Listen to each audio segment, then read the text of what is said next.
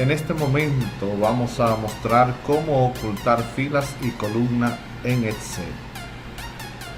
Lo primero es que para ocultar una columna simplemente le damos un clic derecho encima a la columna o a la fila, en este caso una columna, y le damos clic a ocultar.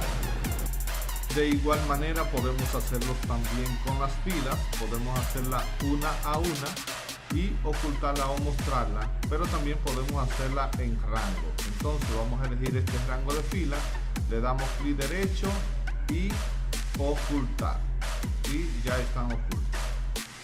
Ahí podría yo trabajar ya con mis filas y mis columnas y mostrarla en el momento requerido.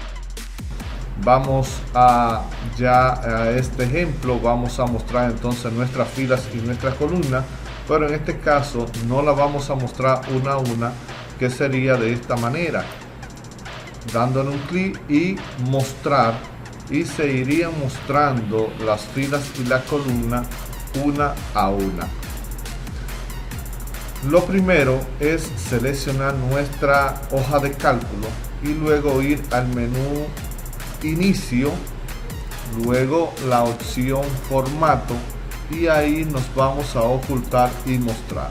Vamos a mostrar primeramente las columnas y aparecen todas las columnas.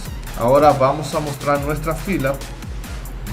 Nuevamente vamos a seleccionar nuestra hoja de cálculo y nos vamos a formato, ocultar, en este caso mostrar las filas.